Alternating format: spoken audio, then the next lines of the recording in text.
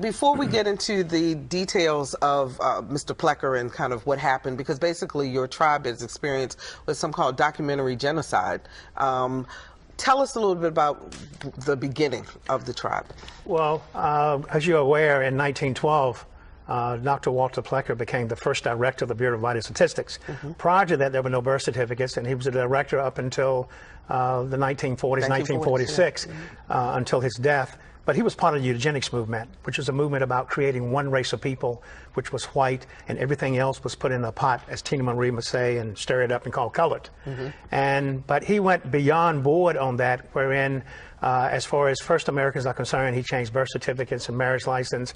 He even put out letters to census takers in 1930 that people such as myself that are first Americans and Native Americans, that he considered us as being bastards, that we were just trying to be Indian to marry into the white race. What's so interesting about that was that in the 30s he gave a presentation in New York City and on eugenics, and there were commanders associated with Adolf Hitler that attended that particular meeting. But basically, when he was the registrar for the Bureau of Vital Records, he changed the names of Indian people in Southampton County, their race, from Indian to Negro or colored. Well, it was referred to as colored, and basically all the tribes in Virginia in the early 1900s were referred to as colored. Okay, then after the 1924 Racial Integrity Act, everything that was in that colored bowl became Negro.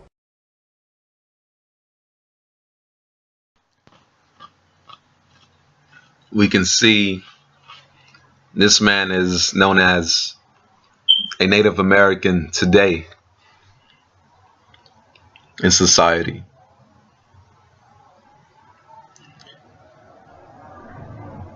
He knows the truth about the true Aboriginals or Indigenous Americans that were here first. My point is, we have been reclassified, and I know I keep saying that. We have been reclassified. We have been reclassified as a people. I keep saying this because it is that significant. Allow this to sink into your mind.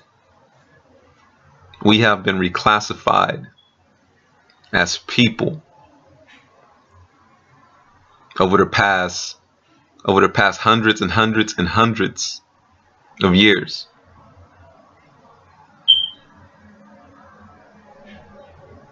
From people of color,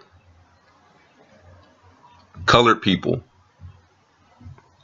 Many were classified as mulatto, which meant something completely different back then,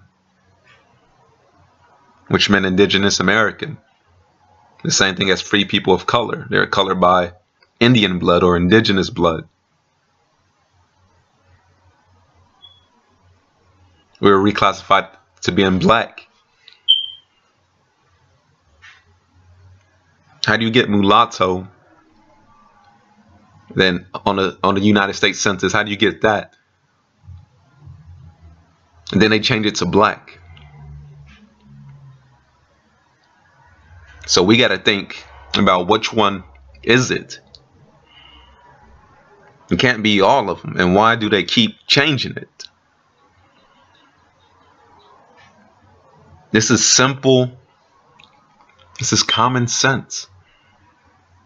We should raise questions about what is happening. So from colored to black to Negro, or in 1924 under Mr. Plecker, the Racial Integrity Act,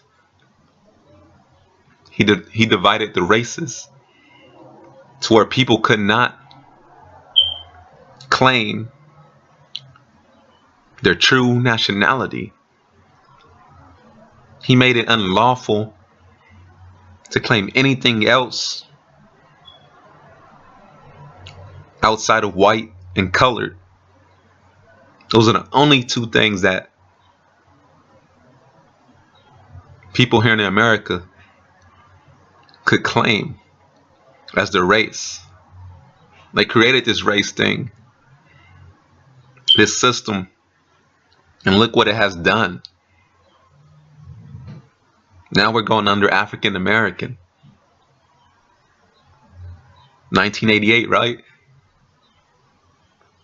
With the help of Jesse Jackson.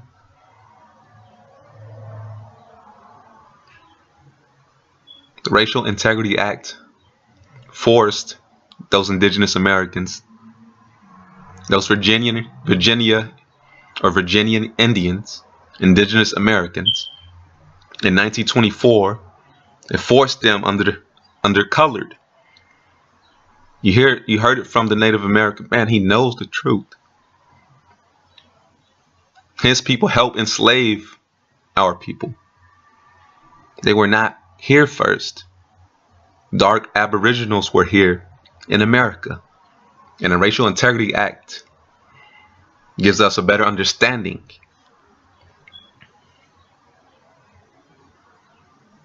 All Virginia Indians were colored. Many, if not all, African Americans, you'll find that their ancestors were undercolored during the time period of the Racial Integrity Act. And from colored, just like the Native American man said, from colored it became Negro. And you know Negro was your ancestors. From Negro to Black, and now African American, which is only 3 years older than me. How could this be our nationality? It is not. And we got to wake up from this. We got a lot of work to do. People are waking up, though. We are waking up. And I'm going to keep pushing it. Somebody has to.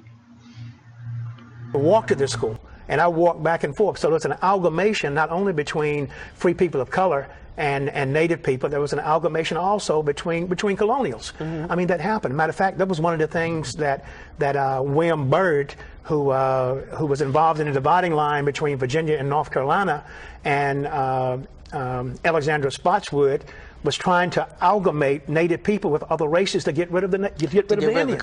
Yeah. Now, when you look at the Byrd papers, and you would read his diary on April the 7th, 1728, he actually visited our reservation in Jerusalem, Cortland, Virginia. And what's so interesting about that, he described how our people look.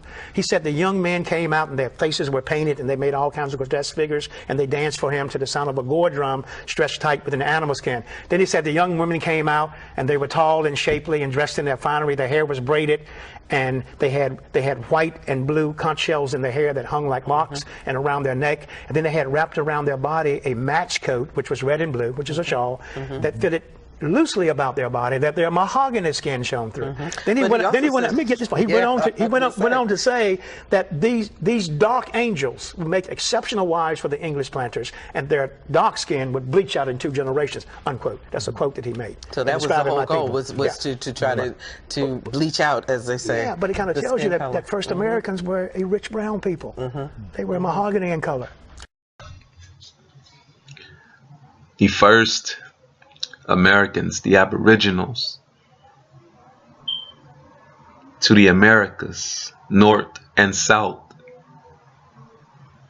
The first people that Columbus saw, that De Soto, the French colonizers, the Spanish colonizers, the British colonizers, all of these European men, these foreign men coming to what they called the New World in America. The Aboriginals, or the people they saw, were in fact copper colored. And if you look at the picture right here, It's very simple. It takes common sense and the letting go of years on top of years of indoctrination and bullshit being taught to our people. Question who's writing these history books. We all learn the same thing in these public education systems. What truth are they teaching us? Are they teaching us any truth at all? And this is where you got to do your own research. Look into your family.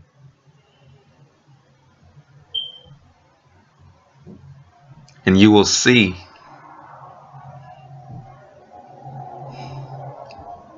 and hopefully be able to find out a lot of the truth that I am telling you.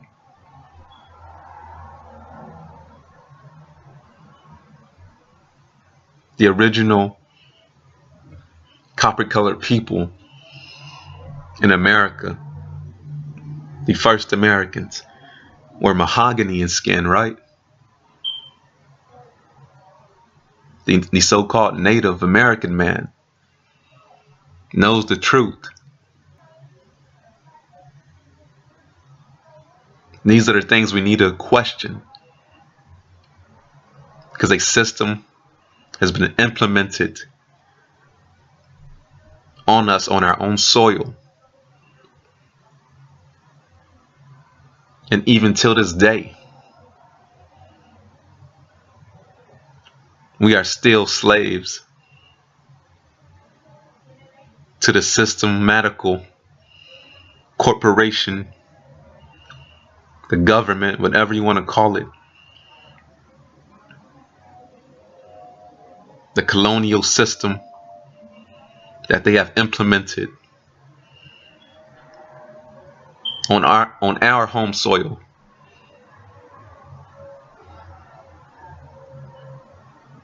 And what are we doing about it?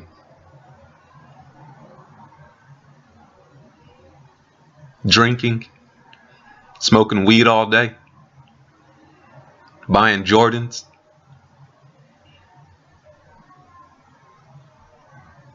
There's a lot we got to do to get into position and taking back what is rightfully ours.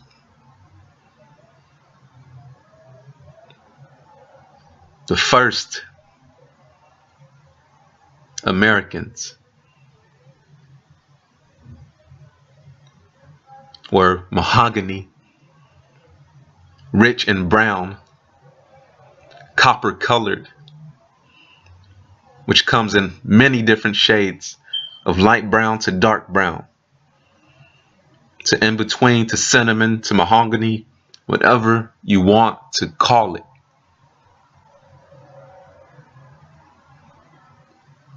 The Afro-American black man and woman, you are the Aboriginal, the copper-colored people, the Indigenous American. Man, I be seeing y'all going crazy with the shit I've been saying on Sway. Niggas be like, yo, Walker said he not black. You're right, I'm not the black America call me, and it's just hard for a nigga to be from the slums, the ghetto, the hood, whatever. Niggas want to say we from, and then when you become this celebrity, you get to walk around the world, get to travel around the world, you get to touch the people, and you get to find out the truth. And then when you get back home, what you call America, and you start telling the truth, the people you see that's in your community that's still plugged in the matrix and still trapped into what society tells you is reality. And you know it's not reality. You know it's not the truth, and it's hard to explain it because you truly learning still. You truly just experiencing false statements and false lifestyles. And it's hard to explain. But just know, my nigga, like, I'm black. You know what I'm saying? But I ain't the black America side, you know? Get the fuck out the matrix, y'all. You know what I'm saying? Like, even kneeling to that flag, like, I have no African descendant in my blood. I'm a Native American. So, literally, I'm a Cherokee, I'm a Blackfoot, I'm a Red-tailed Indian. That's what's in my blood. And the other is mixed with European. And for somebody to say and tell me not to kneel, you crazy. Like, y'all crazy. You know what I'm saying? Like, a lot of people in America is indigenous people. You're not from Africa.